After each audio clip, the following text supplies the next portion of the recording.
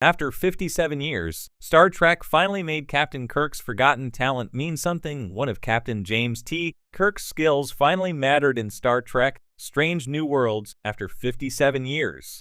William Shatner originated Captain Kirk. In Star Trek's prime timeline, Paul Wesley plays the younger version of Shatner's captain, Lieutenant James T. Kirk, on Star Trek: Strange New Worlds, a prequel to Star Trek, the original series. Chris Pine also played Captain Kirk in the alternate Kelvin timeline of J.J. Abrams' Star Trek movies. But for the first time, Strange New Worlds applied a Kirk skill first glimpsed when the captain of the Enterprise was introduced. Star Trek: Strange New Worlds Season 2, Episode 3, Tomorrow and Tomorrow and Tomorrow, introduced another alternate reality version of Captain Kirk played by Paul Wesley. When time-traveling Romulans alter Star Trek's prime timeline, Lieutenant Lan Noonien Singh, Christina Chong, and Captain Kirk team up to set time right. Kirk and Lan time travel to 21st century Toronto, where the two space heroes are immediately faced with harsh realities like Canada's bitter cold and the need for food and shelter. Luckily, Captain Kirk has the skills to save his and Lian's lives.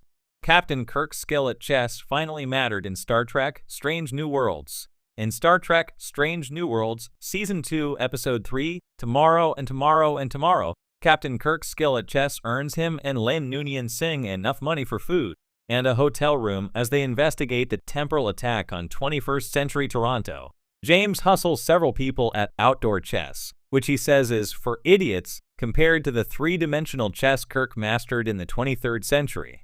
Kirk's prowess at chess is the only marketable 21st century skill he and Lan have, and the Captain's Gambit is the key to how they were able to survive in the past.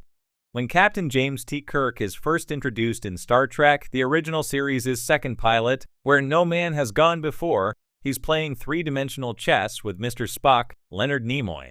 Spock and Kirk's interplay is established in this early Star Trek scene, showing that the captain of the USS Enterprise and his Vulcan science officer are well matched intellectually.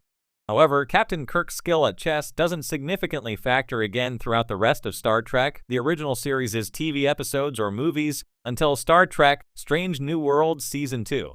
Chess shows how intelligent Captain Kirk really is. After nearly 60 years of Star Trek, Captain Kirk has become an indelible part of pop culture, but he's not always recognized for his keen intelligence. William Shatner's unique acting style is often what people know about Captain Kirk, as well as Jim's reputation as a womanizer and a risk-taker. These traits were particularly highlighted by Chris Pine's Captain Kirk in J.J. Abrams' Star Trek movies. But while Kirk does like to go where angels feared to tread, and Jim has a way with the opposite sex, the captain of the Enterprise is also extremely smart. It's also part of Star Trek canon that the young James T. Kirk was a stack of books with legs when he was both a student and an instructor at Starfleet Academy. The bright and learned Kirk is Paul Wesley, who embodies on Star Trek: Strange New Worlds. Wesley's Captain Kirk isn't always crazy about rules when they hinder his ambitions, but Kirk also has to know the rules backward and forward in order to break them. Captain Kirk, being a whiz at chess, was part of his character from the beginning, and it took 57 years for Star Trek: Strange New Worlds to finally make his skills count.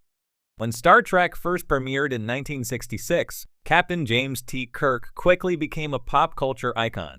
His charisma, boldness, and tactical brilliance defined him as the quintessential Starfleet captain. But despite his reputation as a brilliant strategist and fearless explorer, one of Kirk's lesser-known talents was often overlooked: his knack for diplomacy. For decades, Kirk's intellectual and diplomatic skills were eclipsed by his more action-oriented qualities, his ability to throw a punch, outwit enemies in space battles, and romance his way through the galaxy. Now, over half a century later, Star Trek has finally embraced this forgotten aspect of his character in a way that adds new depth to his legacy. In the early episodes of Star Trek, the original series, Captain Kirk was often placed in situations that required negotiation and delicate handling. However, these moments were often overshadowed by the more adventurous aspects of the show. For instance, Kirk's interactions with alien races like the Gorn or the Klingons often devolved into confrontations, which further solidified his image as a man of action rather than diplomacy. Though Kirk was capable of engaging in peace talks or nuanced negotiations, such as his dealings with the Organians in Errand of Mercy or the Metrons in Arena, These moments rarely defined his character. Instead, they were treated as temporary detours before the inevitable action sequences. This emphasis on Kirk's swashbuckling heroism was largely a product of the times. The 1960s were an era when television heroes were expected to embody physical strength and rugged masculinity. While Kirk certainly had a tactical mind, he was more often shown flexing his muscles than his diplomatic skills. In contrast, later Star Trek captains like Jean-Luc Picard of the Next Generation were known for their diplomatic prowess. Picard, often positioned as the intellectual counterpoint to Kirk, was celebrated for his negotiation skills and calm approach to conflict resolution. For years, this led to a skewed perception of Kirk as a more simplistic character, someone who shot first and asked questions later.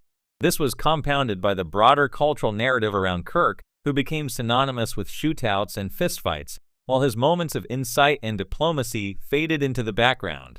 However, Kirk's tactical mind and ability to navigate complex political landscapes were always there, simmering beneath the surface.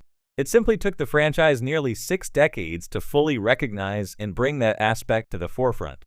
Fast forward to Star Trek: Strange New Worlds, a prequel series set before the events of the original series. In the second season of this show, the younger James T. Kirk, played by Paul Wesley, makes several appearances, and it's here that the franchise begins to reframe Kirk's legacy. The show subtly shifts the spotlight to Kirk's overlooked talent for diplomacy and strategic thinking. Rather than focusing solely on his physical abilities or bold leadership, Strange New Worlds portrays a more well-rounded Kirk, one who can talk his way out of difficult situations, build alliances, and rely on intellect as much as instinct. In these episodes, we see Kirk taking a more thoughtful approach to solving problems. He negotiates with various alien species, navigates complex political scenarios, and demonstrates an understanding of diplomacy that rivals even Picard's finest moments. This version of Kirk is not just a brash adventurer, but a man capable of deep reflection and nuanced decision-making. It's a refreshing take on a character that, for too long, has been reduced to his more superficial qualities. The decision to highlight Kirk's diplomatic side in Strange New Worlds is not just about adding complexity to his character, but also about giving his legacy more resonance in a modern context. In today's world, where the ability to negotiate, empathize, and build bridges is more valued than ever, Kirk's long-overlooked skills suddenly feel incredibly relevant. As society grapples with global challenges that require careful diplomacy and thoughtful leadership, Star Trek has made a conscious choice to showcase a side of Kirk that aligns with these values. This shift also reflects the broader evolution of Star Trek as a franchise. Over the years, Star Trek has always mirrored the cultural and political landscape of its time. The original series was born during the Cold War and was, in many ways, a hopeful vision of a future where humanity had moved beyond war and division. However, the show's reliance on action-oriented storytelling often overshadowed its more philosophical underpinnings. Now, as the franchise continues to expand with new series and films, it's clear that Star Trek is leaning more heavily into its intellectual roots. By embracing Kirk's diplomatic talents in Strange New Worlds, the show is reminding audiences that true leadership isn't just about being brave in battle, but also about being wise in negotiations.